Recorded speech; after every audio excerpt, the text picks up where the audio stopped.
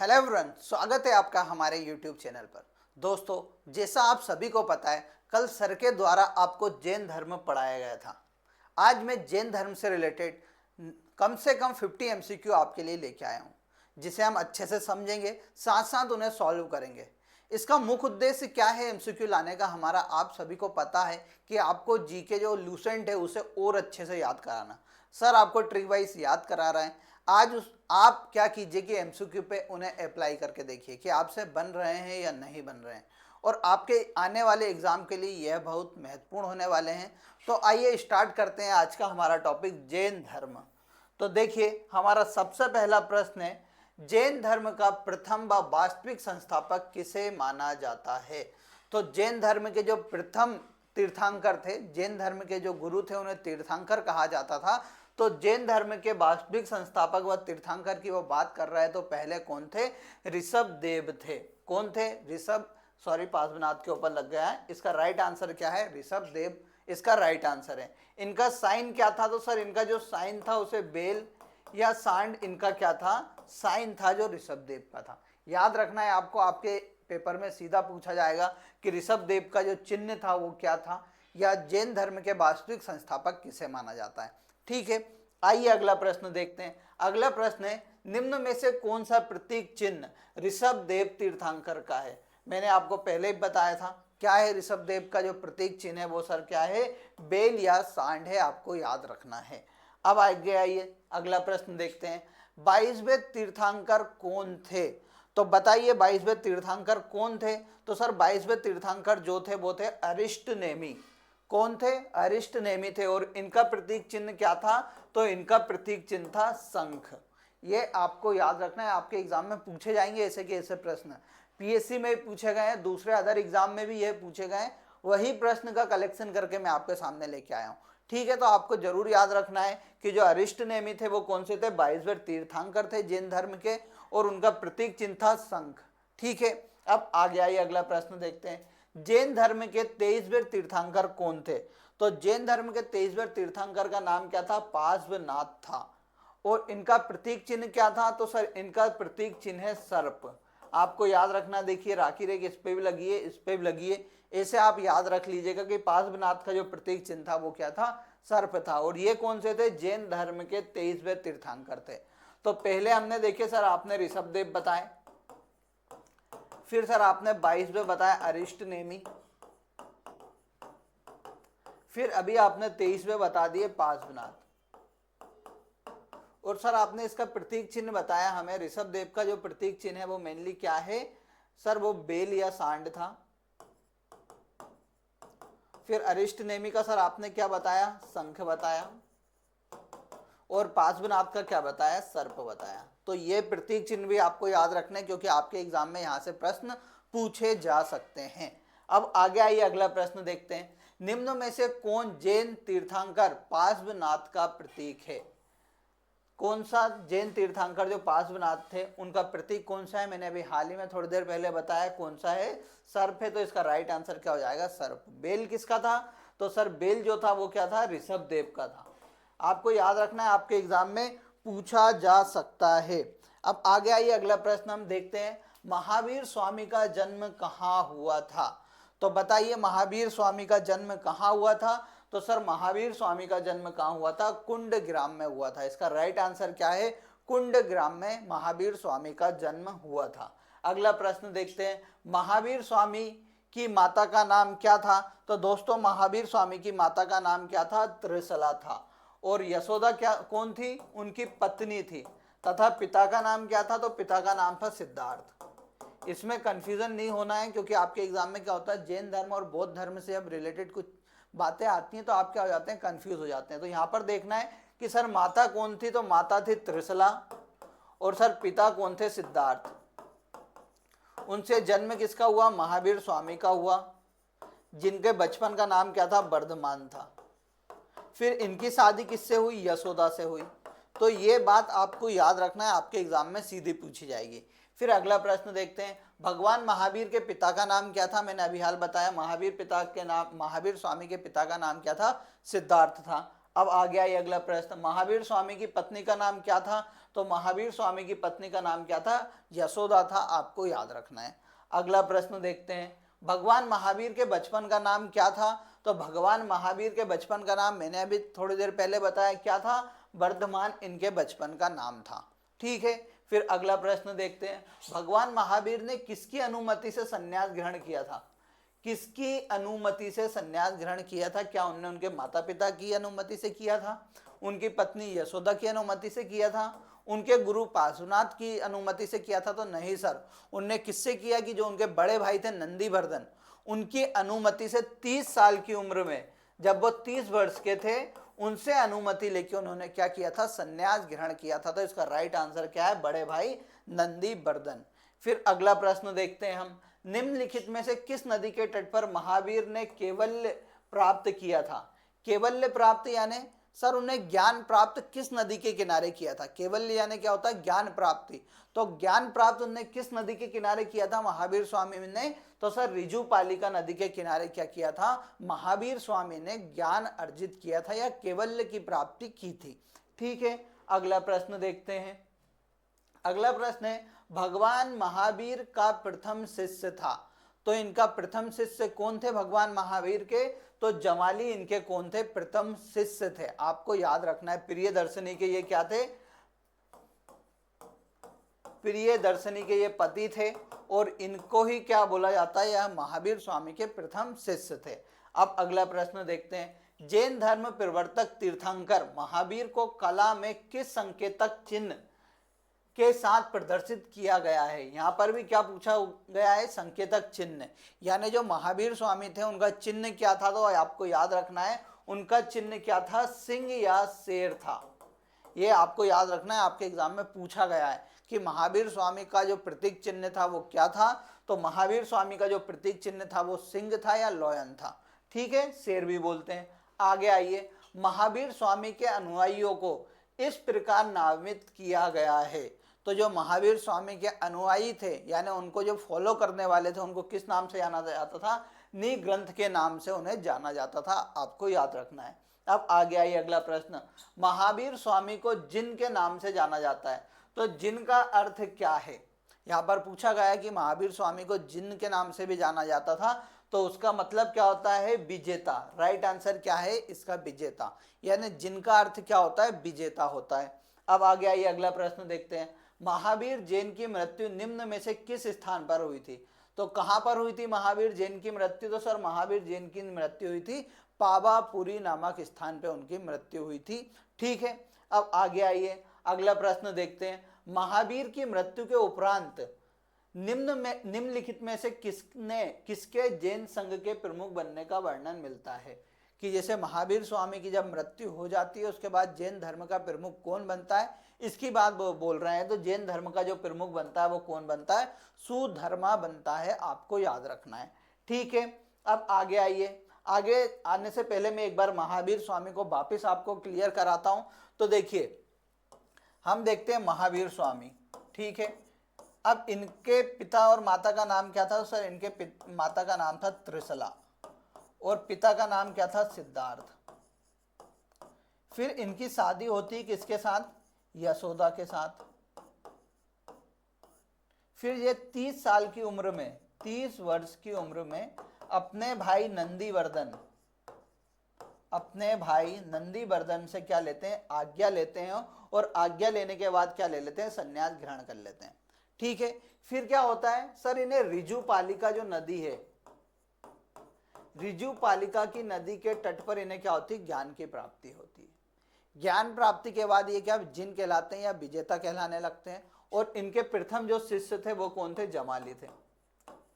यहाँ पर याद रखना, इनका जन्म कहाँ हुआ था?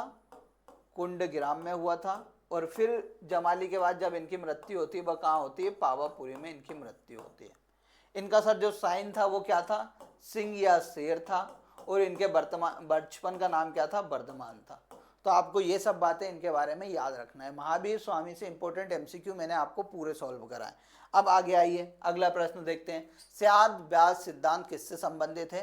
तो स्याद्वाद सिद्धांत किससे है? जैन धर्म से संबंधित है। जैन धर्म का एक और दर्शन है अनेकांतवाद। ठीक है, जब मेंस पढ़ेंगे उसमें अपन उसे क्लियर करेंगे, पर अभी केवल इतना याद रखना है। आगे अगला प्रश्न देखते हैं, अनेकांतवाद निम्नलिखित में से किस दर्शन का सिद्धांत है? यही लिखा हुआ है। तो आप सभी को पता है अनेकांतवाद किसका है, जैन धर्म का से संबंधित है। अगला प्रश्न देखते हैं, जैन आगम किस भाषा में लिखे गए हैं? जैन आगम यानी क्या होता है कि आगम यानी होता है साहित्य, कि जैन साहित्य किस भाषा में लिखे गए हैं? तो जैन साहित्य मुख्य रूप से प्राकृत भाषा में लिखे गए हैं। यहाँ से एक और प्रश्न पूछेगा कि जो महावीर स्वामी थे वो अपने उपदेश किस भाषा में दिया करते थे? तो वह अपने उपदेश किस भाषा में दिया करते थे? प्राकृत भाषा में दिया करते थे, आपको याद रखना है।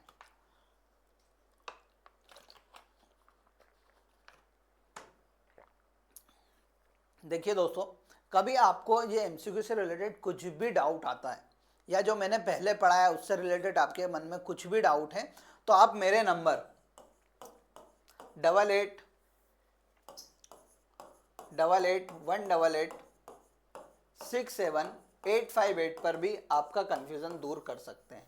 कभी मेरे नंबर से आपसे कांटेक्ट नहीं हो पा रहा है तो आप सर से भी बोल सकते हैं, सर मुझे बताएंगे, मैं आपका वो डाउट क्लियर करूंगा। ठीक है, तो मेरा नंबर क्या है, 8818867858 मेरा नंबर है। आपको कुछ भी डाउट आता है तो आप मुझे मैसेज कीजिए, मैं आपका रिप्लाई जरूर करूंगा। ठीक है, आइए अगला प्रश्न हम देखते हैं कि जैन धार्मिक ग्रंथ अंगों का संकलन सर्वप्रथम किस संगति के अंतर्गत किया गया था? तो सर किस संगति के अंतर्गत किया गया था, अब ये मेरे को बताइए। तो देखिए सर, यहां पर क्या हुआ था कि इनके दो वो हुए थे, दो इनकी संगति मेन होती है। मेनली पहली कहाँ होती है, पाटलिपुत्र में। कहाँ होती है, पाटलिपुत्र में। दूसरी कहाँ होती है, बल्लभी में होती है। ये दो जैन संगति होती है। अब वो पूछा कि सर जो जैन धर्म के जो धार्मिक ग्रंथ है अंग, उनका संकलन कहाँ किया गया था? तो ये सर ने आपको जरूर पढ़ाया होगा। मैंने दोनों संगति बता दी कि पहली संगति पाटलिपुत्र में होती है, दूसरी बल्लभी में होती है। तो इसका आंसर आपको कमेंट बॉक्स में देना है। ठीक है, नहीं तो कल मैं आऊँगा, कल उसे इसे अपन क्लियर करवाएंगे। फिर आगे आइए अगला प्रश्न देखते हैं, प्रारंभिक जैन धर्म का इतिहास किस ग्रंथ में मिलता है? तो प्रारंभिक जो जैन धर्म का इतिहास है वो सल हमें कल्प सूत्र में देखने को मिलता है। ये किसके द्वारा लिखी गई थी? तो सर ये भद्रबाहु द्वारा लिखी गई है, आपको याद रखना है। फिर आगे आइए अगला प्रश्न देखते हैं, कल्प सूत्र का लेखक था, अभी हाल मैंने बताया कि भद्रबाहु किसके, कल्प सूत्र के लेखक थे। फिर अगला प्रश्न देखते हैं, निम्न में से कौन सा जैन धर्म से घनिष्ठ संबंध रखता है? तो देखिए कल्पसूत्र एक ग्रंथ हो गया, ये भी किससे संबंधित है, जैन धर्म से संबंधित है। आगम साहित्य किससे संबंधित है? तो सर आगम साहित्य भी जैन धर्म से संबंधित है। और यहाँ पर सर तीनों नहीं दे रखे हैं, तो यहाँ पर किसका, भगवती सूत्र जो है, भगवती सूत्र भी किससे, जैन धर्म से ही संबंधित है। एमसीक्यू पूछा गया है तो आपको याद रखना है, जैन धर्म से भगवती सूत्र भी संबंधित है। कल्प सूत्र भी मैंने आपको बताया, आगम साहित्य भी बताया, और भगवती सूत्र, ये तीनों किससे संबंधित है, जैन धर्म से संबंधित है। अब आगे आइए अगला प्रश्न देखते हैं, आगम सिद्धांत धर्म साहित्य है, यानी जो आगम सिद्धांत है वो किस धर्म का साहित्य है? तो अभी हाल मैंने बताया था वो किसका था, जैन धर्म से संबंधित है। फिर अगला प्रश्न देखते हैं, जैन धर्म के प्रवर्तक महावीर किस राजवंशीय घराने में पैदा हुए थे? तो किस में हुए थे? तो सर वो क्षत्रिय कुल में पैदा हुए थे। क्षत्रिय कुल का जात्रक नामक परिवार था, उसमें इनका जन्म हुआ था। फिर जो इनकी माताजी थी वो लिच्छवी गणराज्य की राजकुमारी थी, तो आपको याद रखना है। फिर आगे आइए, निम्न में से कौन से स्थल पर पार्श्वनाथ से संबंध होने के कारण जैन सिद्ध क्षेत्र माना जाता है? यानी ये पूछ रहे हैं कि पार्श्वनाथ जो थे इनके तीर्थंकर, उनसे संबंधित स्थल कौन सा है निम्न में से? तो उसका नाम कौन सा है, सम्मेद शिखर, चर्चाओं में भी था, झारखंड में स्थित है, आपको याद रखना है। तो झारखंड में जो स्थित है सम्मेद शिखर, वो कहाँ पर, पार्श्वनाथ से संबंधित है और झारखंड में स्थित है। अगला प्रश्न देखते हैं, जैन परंपरा के अनुसार 22वें तीर्थंकर नेमिनाथ किससे संबंधित है? तो देखिए इनके जो 22वें तीर्थंकर थे नेमिनाथ, उन्हें भगवान कृष्ण से संबंधित बताया जाता है। तो आपको याद रखना है, एमपीपीएससी ने पूछा था। इनके दो गुरु हैं ऋग्वेद में, उनका वर्णन हमें देखने को मिलता है। तो कौन कौन से हैं वो? एक तो ऋषभ देव है और दूसरे कौन है, अरिष्ट नेमि। ये दो तीर्थंकर हुए, उनका वर्णन हमें ऋग्वेद में देखने को मिलता है। कौन कौन से? एक तो सर ऋषभदेव का और एक अरिष्ट नेमि का। और ये भी याद रखिएगा कि 22वें तीर्थंकर जो नेमिनाथ है वो भगवान कृष्ण से संबंधित है। ठीक है, आगे आइए अगला प्रश्न देखते हैं। श्वेतांबर परंपरा के अनुसार निम्नलिखित तीर्थंकरों में से कौन महिला तीर्थंकर थी? ठीक है, इनने पूछा है कि ये इनने तीर्थंकर दे रखे हैं, निम्न में से कौन महिला तीर्थंकर थी? तो मल्लीनाथ जो थी वो क्या थे? महिला तीर्थंकर हुई थी। फिर आगे आइए अगला प्रश्न देखते हैं। जैन धर्म में संलेखना से तात्पर्य क्या है? देखिए, संलेखना मेनली क्या ले लेते हैं, जब ये खाना बंद कर देते हैं और ये अपने प्राण त्याग देते हैं, उसे ही क्या बोलते हैं? संलेखना कहा जाता है। तो क्या है? उपवास द्वारा प्राण त्यागी क्या कहलाती है? संलेखना कहलाती है। आपको याद रखना है। आगे आइए, प्रथम जैन सभा का आयोजन कहाँ किया गया था? तो प्रथम जैन सभा का आयोजन पाटलिपुत्र में किया गया था, मैंने अभी थोड़ी देर पहले आपको बताया था। अगला देखते हैं, दूसरी जैन सभा का आयोजन कहाँ हुआ? तो दूसरी जैन सभा का आयोजन वल्लभी में किया गया था। ठीक है, अब आगे आइए अगला प्रश्न। निम्न किस जैन सभा में अंतिम रूप से श्वेतांबर आगम का संपादन हुआ? यानी क्या हुआ? जैन धर्म दो भागों में टूट गया, दिगंबर और श्वेतांबर। तो पूछ रहा है कि श्वेतांबर आगम किस जैन सभा में आया? तो वो किस में आया था? वल्लभी जैन सभा में। किसका? जैन आगम श्वेतांबर का स्टार्ट हुआ था। अगला प्रश्न देखते हैं। जैन समुदाय में प्रथम विभाजन के समय श्वेतांबर समुदाय के संस्थापक थे। तो कौन थे श्वेतांबर समुदाय के संस्थापक? तो सर स्थूलभद्र जो थे वो श्वेतांबर संप्रदाय के संस्थापक थे। आपको याद रखना है। श्वेतांबर कौन? जो श्वेत वस्त्र धारण करे, और दिगंबर कौन? जो पीले वस्त्र धारण करे। बस इतना याद रखना है। श्रवण बेलगोला स्थित है। तो श्रवण बेलगोला कहाँ पर स्थित है? कर्नाटक में स्थित है। बहुत प्रसिद्ध है। 12 सालों में यहाँ पे मत महाअभिषेक का आयोजन किया जाता है। बड़े बाबा का मंदिर इसे कहा जाता है। तो श्रवण बेलगोला कहाँ पर है? कर्नाटक राज्य में स्थित है। जैन धर्म से संबंधित है, आपको याद रखना है। जैन धर्म में पूर्ण ज्ञान के लिए किस शब्द का इस्तेमाल किया जाता है? तो सर जब जैन धर्म में पूर्ण ज्ञान प्राप्त हो जाता है तो उसे केवल से बताया जाता है। केवल शब्द उसके लिए इस्तेमाल किया जाता है। जिन यानी विजेता, मैंने आपको बता ही दिया था। फिर आगे आइए अगला प्रश्न। जैन धर्म में जीवन का उद्देश्य निर्वाण या मोक्ष प्राप्त करना है, जिसके लिए व्यक्ति को यह करना ही होगा। यानी क्या होगा? जैन धर्म में क्या चाहिए? केवल की प्राप्ति और निर्वाण की प्राप्ति चाहिए मेनली। ठीक है, तो क्या करना है कि सर उन्हें 3 रत्न और 5 व्रत का पालन करना होगा। 3 रत्न कौन कौन से हैं उसका कमेंट बॉक्स में आपको आंसर देना है, और इनके 5 व्रत कौन कौन से हैं उसका भी राइट आंसर आपको देना है। ठीक है, अब आगे आइए अगला प्रश्न देखते हैं। निम्न में से किस जैन तीर्थंकर का उल्लेख ऋग्वेद में मिलता है? तो मैंने अभी हाल बताया था कि ऋषभदेव और अरिष्ट नेमि का उल्लेख किस में मिलता है? ऋग्वेद में मेनली हमें देखने को मिलता है। तो इसका राइट आंसर क्या हो जाएगा? 1 और 2 दोनों। फिर अगला प्रश्न देखते हैं। मौर्य उत्तर काल में जैन धर्म का प्रमुख तीर्थ स्थल कौन सा था, या स्थल कौन सा था? तो मथुरा जो था वो मौर्य उत्तर काल में जैन धर्म का प्रमुख स्थल हुआ करता था। अब आगे आइए, जैन धर्म का सबसे महत्वपूर्ण मौलिक सिद्धांत किसे माना जाता है? तो अहिंसा को क्या माना जाता है? जैन धर्म का मौलिक सिद्धांत माना जाता है।